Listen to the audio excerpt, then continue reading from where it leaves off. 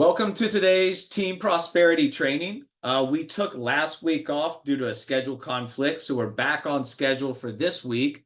And what we want to talk about this week is digital and traditional marketing. How do we take both of these and either effectively use these or combine them together? We went through a period of time where traditional marketing, it kind of fell flat. It's very much in vogue, in fashion today.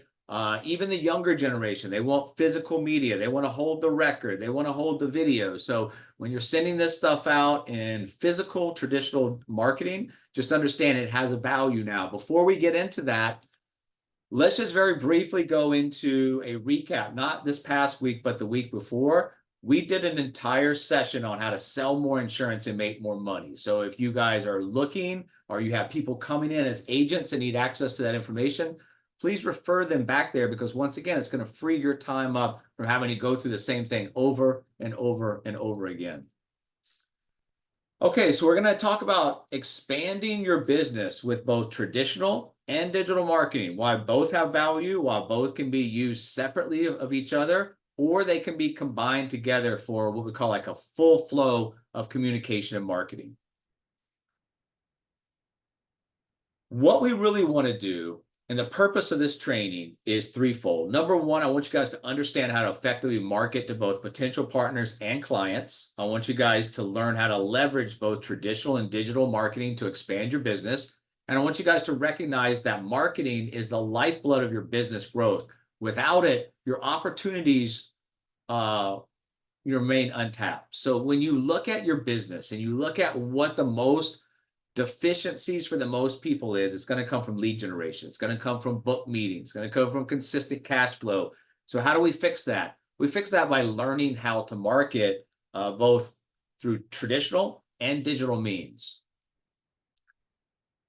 Why marketing matters? Because the right marketing strategies, they're going to attract qualified leads. Remember, you don't want to be talking to just everybody about everything, trying to sort these people out. You can work extremely hard in a business like ours and make no money, or you can work smart and make a lot of money. So we want to take those right marketing strategies to attract the qualified leads who are most likely to engage.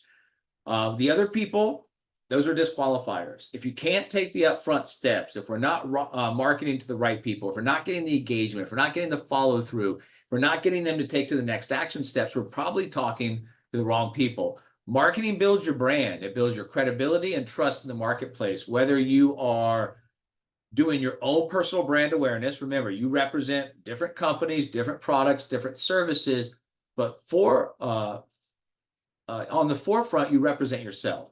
So your brand awareness, because people are going to be attracted to you, buy into you, what you say, why you do this, how you do it, before they ever buy into what you're selling or the other company's products and services that you work with. And then finally, a well-structured marketing approach reduces client acquisition costs and increases revenue. Those two things are very, very fluid. And when you start to understand how they interact with each other and how one feeds on the other, if you are reducing client acquisition costs and those client acquisitions that you're bringing in are the right persona, guess what? They're going to run with people just like them. Their inner circle is going to contain more of them. So with the right marketing approach, you're going to reduce client acquisition costs and increase revenue. And when you do that, and you can teach other people how to do that, you will be naturally attractive to a lot of the other agents out there who are looking for exactly what we're talking about today. How to create leads, how to create booked appointments, how to create consistent cash flow, how to build a legitimate and valuable business. So the two sides of marketing, you have traditional, that's physical, in-person, offline methods. You have digital marketing. This is online, social media, automated strategies. Both of these are important, and they both should be used in a multi-channel approach to maximize results.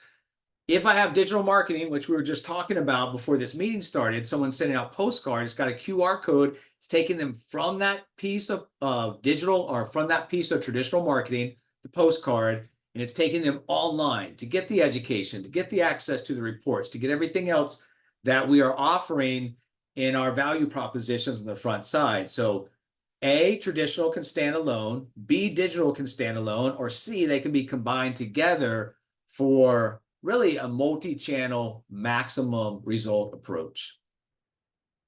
Let's talk about traditional marketing. A few years ago, traditional marketing was really falling flat. I will tell you that it's back in a big way. So don't discount it, learn it, and don't think it's old school and has little or no value, because it's exactly the opposite. You're only going to reach so many people online, and a big flex for affluent people, if that's who you're going after, is they want to be online less and less and less. So the ways to reach them is by using traditional marketing.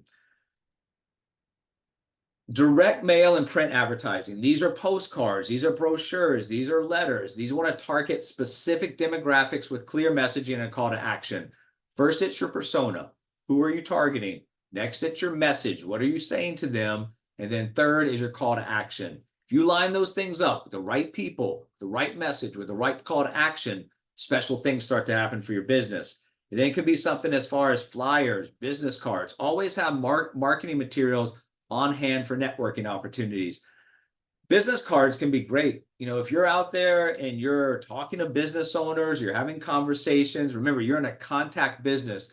So the more comfortable you can be with talking to people about what you do, how you do it, but most importantly, why you do it.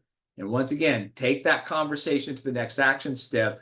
Business cards and flyers are a great opportunity to do that. Targeting, we want to help as many people as we can. But if you want to access all parts of this model and really create a revenue machine for yourself, you want to aim for high net worth individuals, homeowners, or small business owners. These are the people that, if you look at our business over the past years, that we have approved for clients and that have stayed with what we needed them to do to get the maximum results. High net worth individuals, homeowners, small business owners.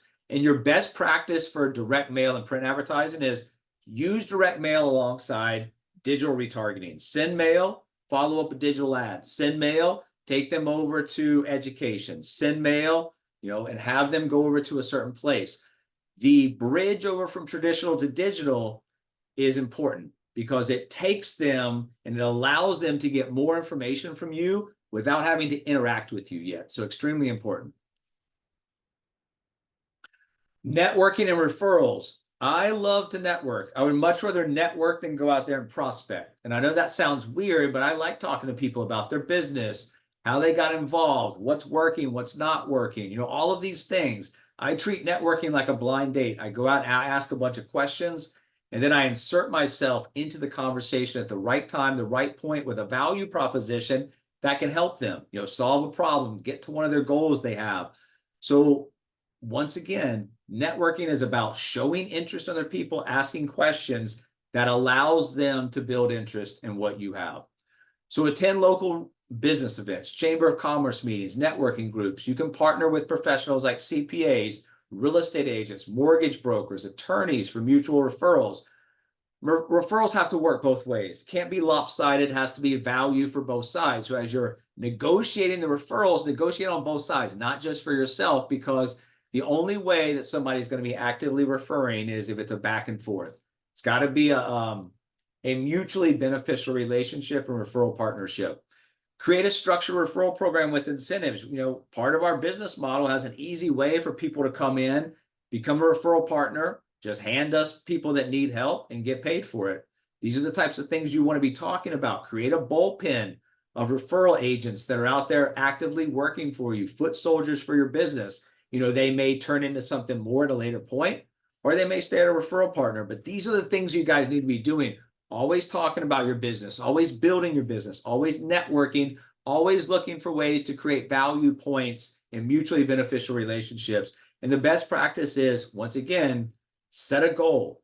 If you don't have goals each and every day, each and every week, and you're not measuring that and reflecting on what's happening or not happening, I got to be honest with you, not much is going to happen. So set a goal to connect with 5 new people per week and follow up with them personally. It's not hard. It's not telling you to do 100.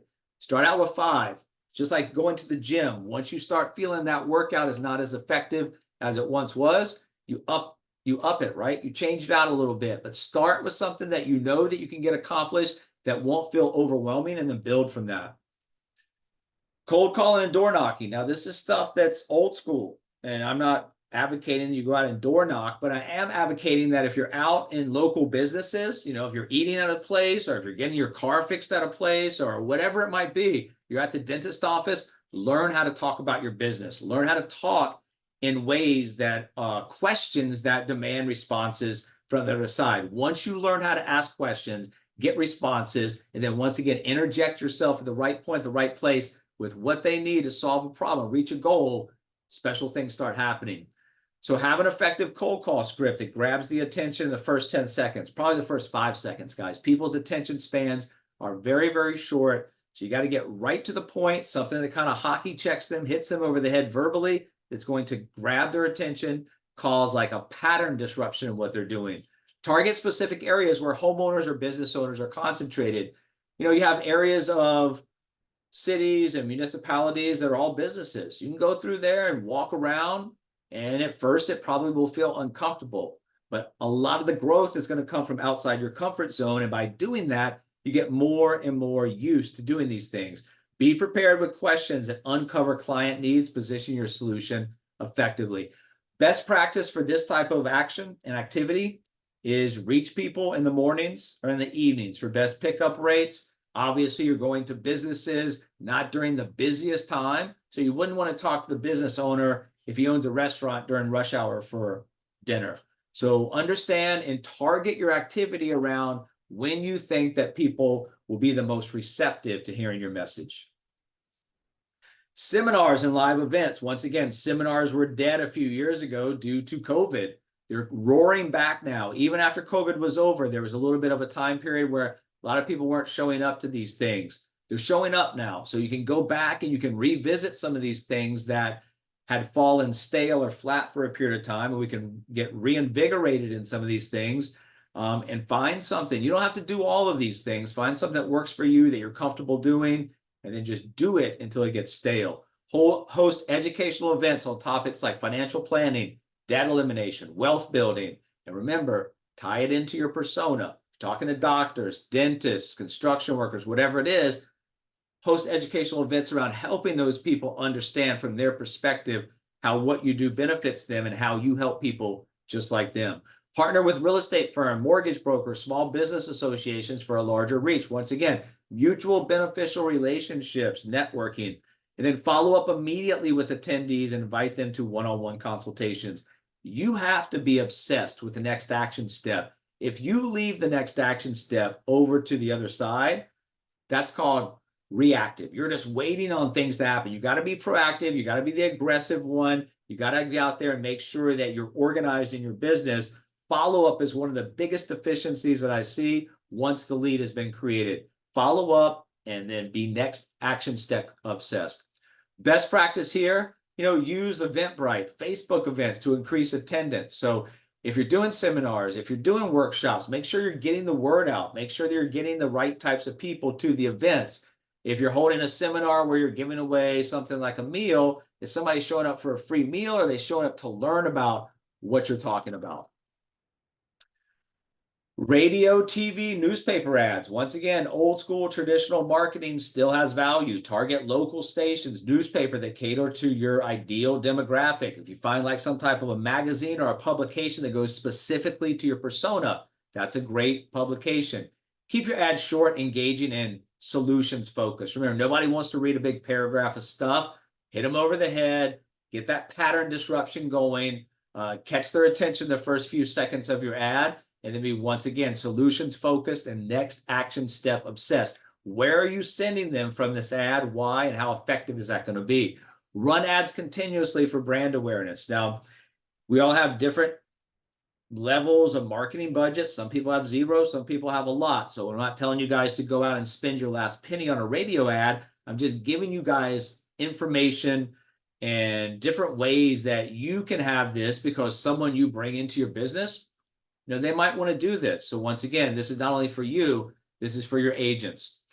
And then the best practice here is run traditional ads to drive traffic to a digital source. So once again, if I'm pushing people through a magazine publication to a webinar sign up, that's the bridge from traditional to digital marketing.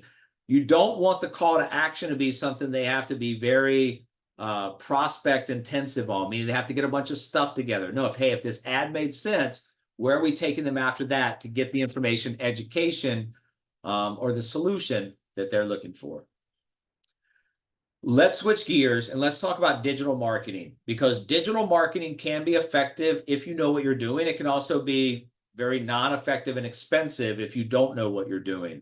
So why digital marketing? It allows you to learn a lot about who's seeing your ads, what's happening, and then retargeting. So it allows for scalability, automation, precise targeting that you may not get in the traditional landscape. You can generate leads 24/7 even while you sleep. Think about going back 60, 70 years and explaining to an advertiser how in the future that, it just won't be on a TV at any given time that you hope the person is watching. It'll be there anytime they're watching. That's really, really big, guys. And when you understand the ability to market 24/7, that you can have a business going 24/7, even while you sleep, it's a huge advantage. It provides detailed analytics to measure performance. You can find this is working, this is not working, and then throw fuel on the stuff that's working, and then put the other stuff to sleep.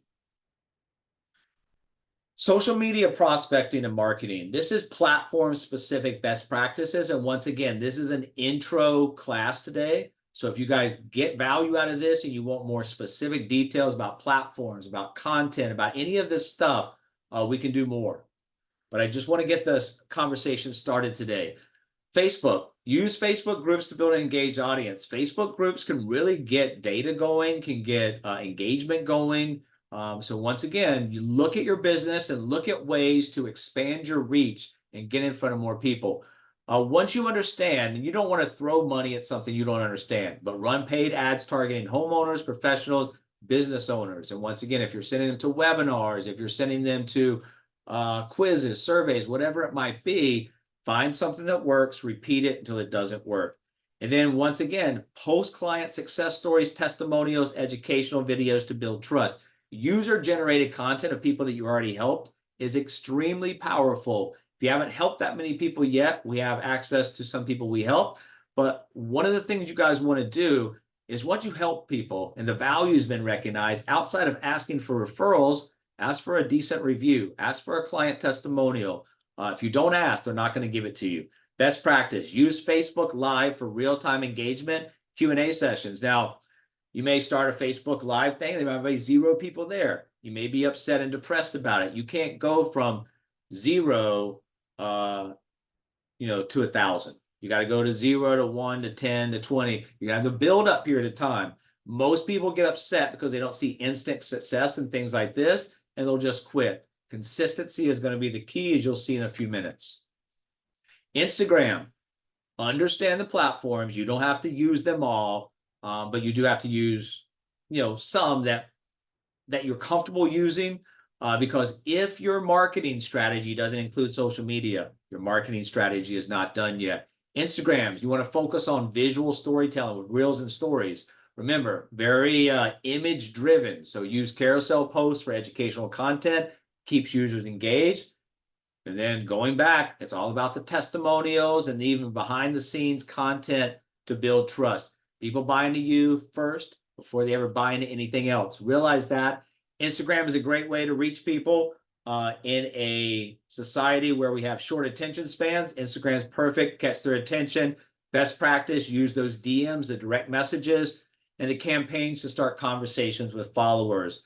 Once again, you don't have to spread yourself across every platform, but you do have to pick 1 or 2 platforms, get good at them, keep learning them, and be a sponge, meaning that you want to keep learning. How do I get into the algorithm? How do I get the algorithm to recognize what I'm doing and spread it across more eyes? LinkedIn. If I had to pick one site, I would pick LinkedIn. If they say, hey, Mike, you can only have one social media site, I take LinkedIn. I'll get rid of the rest of them. Why? Because I like LinkedIn. I know that there are the people that I'm looking for as far as partners and clients are on there. You can connect with professionals, real estate agents, CPAs, business owners. You can post thought leadership articles on financial strategies. If you're looking at content marketing, getting your name out there, if you Google yourself, not much is showing up. If you write articles in the LinkedIn article section, A, they will stay in your profile forever, and B, LinkedIn will SEO it for you. It'll start showing up in Google and things like that. Join LinkedIn groups and contribute value before pitching. Remember, nobody just likes you coming in and talking about yourself and what you do and recruiting and pitching and selling. Show interest in other people to build interest in what you do and provide value, entertainment, education, vaccine information, personal information about you. Best practice, use LinkedIn Sales Navigator for high quality lead generation. You can usually get a month trial. And once again, if you don't have a lot of money for your business, you want to find organic ways to get this going. But as you're making money for your business, pay yourself at the time you invest in your business, and then create a little budget for yourself to start marketing, start getting some of this stuff that you know will help your business. YouTube. I've had YouTube for a number of years. I created it just to help you guys as partners, help out the clients. I'll start monetizing it soon just from what I've done. Not because I tried to do it, just because of what I've done consistently over time. I'm just to that point. So YouTube, create short form and long form content on financial strategies or whatever else that you're talking about. Optimize the videos with SEO friendly titles, descriptions, and tags. Once again, you don't have to sit around wondering what to do with those. Create the content. If you need help creating the content, AI. If you need help optimizing the videos with SEO, AI. AI can help you with all of this. Add a strong call to action, leading your viewers to the next call to action, whether it's book a report, grab a free guide. Remember, if they're getting access to your YouTube video, you want to take them and then gather that contact information. How do you do that? Providing something of value coming off the value video. Best practice, transcribe your videos and repurpose them as blog posts. One of the best things I ever learned was how to recycle content. You make a YouTube video from an existing blog article or vice versa. You can recycle these into posts. So once you create one form of content, it can be reorganized into many different things. AI can help you with that. Hey, I just created this video. I want to repurpose it in other areas of my business. What do you think would be best? TikTok, post short videos with quick financial tips. There's a lot of information flying on TikTok about, what we do, some of the debt to wealth, some of the arbitrage, some of the tax-free, everything that we're talking about is on TikTok. People are looking at it. People are engaging with it. Use trending sounds and hashtag for visibility, and then position yourself as a trusted industry leader with engaging content. This all goes back to your content. Is it engaging? Is it valuable? Are people looking forward to it, or they did not care about it at all? Best practice here, leverage storytelling to keep your viewers engaged and drive them to action. We're going to continue on the digital marketing theme, but not on the social media platforms. What else can you do with digital marketing? Well, content marketing. We just talked about, hey, if you don't have a website, you don't have a blog, start writing articles on LinkedIn, and then LinkedIn will SEO that, and they will start showing up in Google searches. So write blogs and articles about financial topics.